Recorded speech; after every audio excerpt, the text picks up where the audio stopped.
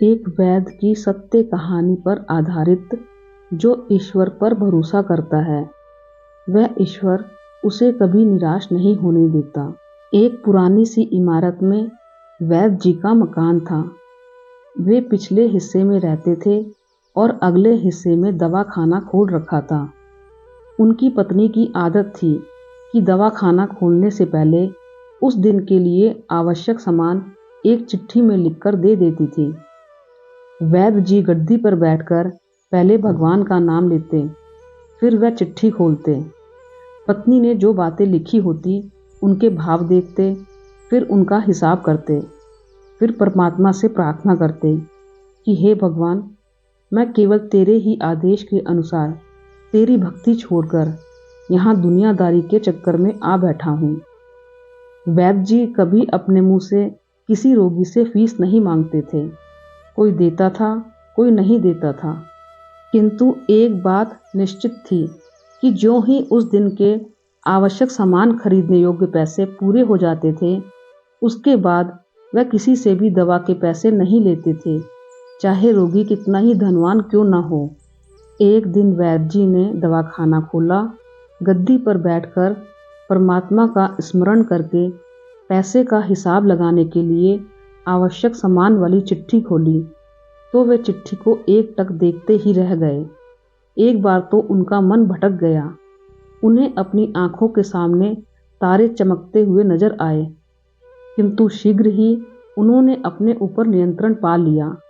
आटे, दाल, चावल आदि के बाद पत्नी ने लिखा था, बेटी का विवाह 20 तारीख को है, उसके दहेज का सामान।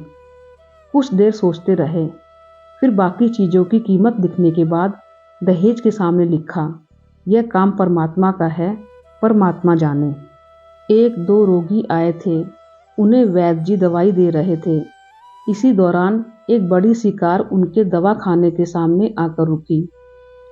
वैद्य जी ने कोई खास तवज्जो नहीं दी, क्योंकि कई कार वाले उनके पास आते रहते थे। दोनों मरीज दवाई लेकर चले गए। वह साहब कार से बाहर निकले और नमस्ते करके बेंच पर बैठ गए। वैद्य जी ने कहा कि अगर आपको अपने लिए दवा लेनी है तो इधर आएं, ताकि आपकी नाड़ी देख लूं, और अगर किसी रोगी की दवाई लेकर जाना है तो बीमारी की स्थिति का वर्णन करें। वह साहब कहने लगे, वैद्य जी, आपने मुझे पहचाना नहीं। मेरा नाम कृष्णकांत है, लेकिन आप मुझे पहचान भी कैसे सकते हैं, क्योंकि मैं 15-16 साल बाद आपके दवा खाने पर आया हूँ। आपको पिछली मुलाकात का हाल सुनाता हूँ, फिर आपको सारी बात याद आ जाएगी। जब मैं पहली बार यहाँ आया था तो मैं खुद नहीं आया था, अपितु ईश्वर मुझे आपके पास ले आया था, क्योंकि ईश्वर ने मुझ पर कृपा की थी और वह मेरा घर आबाद करना चाहता था। हुआ इस तरह था कि मैं कार से अपने पैतृक घर जा रहा था। बिल्कुल आपके दवा खाने के सामने हमारी कार पंक्चर हो गई। ड्राइवर कार का पहिया उतारकर पंक्चर लगवाने चला गया।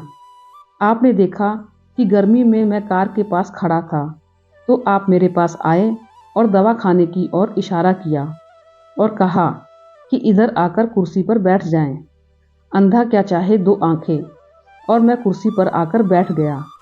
ड्राइवर ने कुछ ज़्यादा ही देर लगा दी थी। एक छोटी सी बच्ची भी यहाँ आपकी मेज के पास खड़ी थी और बार बार कह रही थी, चलो ना बाबा, मुझे भूख लगी है। आप उससे कह रहे थे कि बेटी थोड़ा धीरज धरो, चलते हैं।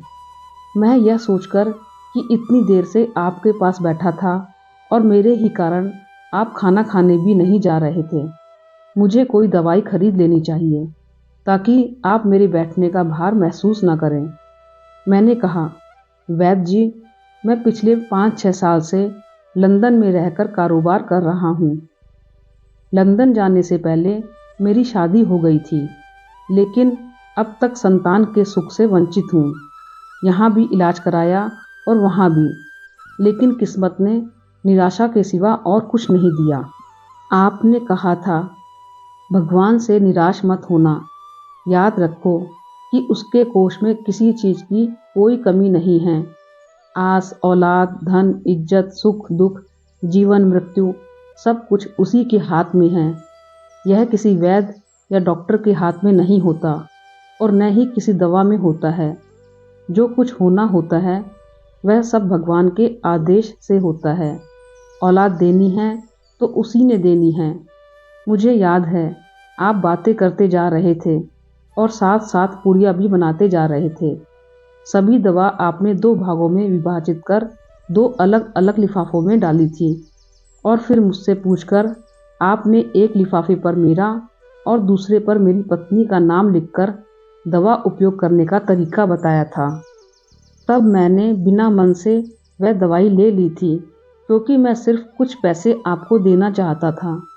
लेकिन जब दवा लेने के बाद मैंने पैसे पूछे तो आपने कहा था बस ठीक है।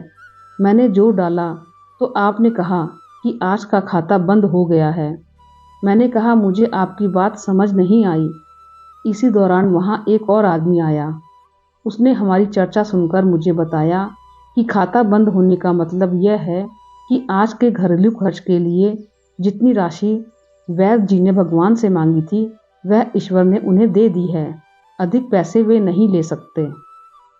मैं कुछ हैरान हुआ और दिल ही दिल में लज्जित भी कि मेरे विचार कितने निम्न थे और यह सरल चित्त वैद्य कितना महान है। मैंने जब घर जाकर पत्नी को औषधि दिखाई और यह सारी बात बताई तो उसके मुख से निकला वो इंसान नहीं कोई देवता है और उसकी दी हुई दवा ही हमारे मन की मुराद पूरी करने का कारण बनेगी। आज मेरे घर में 2 फूल खिले हुए हैं। हम दोनों पति पत्नी हर समय आपके लिए प्रार्थना करते रहते हैं। इतने साल तक कारोबार ने फुर्सत ही न दी कि स्वयं आकर आपसे धन्यवाद के 2 शब्द ही कह जाता। इतने वर्षों बाद आज भारत आया हूँ और कार केवल यहीं रोकी है। वैद्य जी, हमारा सारा परिवार लंदन में सेटल हो चुका है। केवल मेरी एक विधवा बहन अपनी बेटी के साथ भारत में रहती है। हमारी भांजी की शादी इसी महीने की 21 तारीख को होनी है। न जाने क्यों जब जब मैं अपनी भांजी के भात के लिए कोई सामान खरीदता था तो मेरी आंखों के सामने आपकी वह छोटी सी बेटी भी आ जाती थी और हर सामान मैं दोहरा खरीद लेता था। मैं आपके विचारों को जानता था कि संभवतः आप वह सामान ना लें, किंतु मुझे लगता था कि मेरी अपनी सगी भांजी के साथ जो चेहरा मुझे बार बार दिख रहा है वह भी मेरी भांजी ही है। मुझे लगता था कि ईश्वर ने इस भांजी के विवाह में भी मुझे भात भरने की जिम्मेदारी दी है। वैद्य जी की आंखें आश्चर्य से खुली की खुली रह गई और बहुत धीमी आवाज में बोले, कृष्णकांत जी, आप जो कुछ कह रहे हैं मुझे समझ नहीं आ रहा कि ईश्वर की यह क्या माया है। आप मेरी श्रीमती जी के हाथ की लिखी हुई यह चिट्ठी देखिए। और वैद्य जी ने चिट्ठी खोलकर कृष्णकांत जी को पकड़ा दी। वहाँ उपस्थित सभी यह देखकर हैरान रह गए कि दहेज का सामान के सामने लिखा हुआ था, यह काम परमात्मा का है, परमात्मा जाने। कांपती सी आवाज में वैद्य जी बोले, कृष्णकांत जी, विश्वास कीजिए कि आज तक कभी ऐसा नहीं हुआ कि पत्नी ने चिट्ठी पर आवश्यकता लिखी हो और भगवान ने उसी दिन उसकी व्यवस्था न कर दी हो।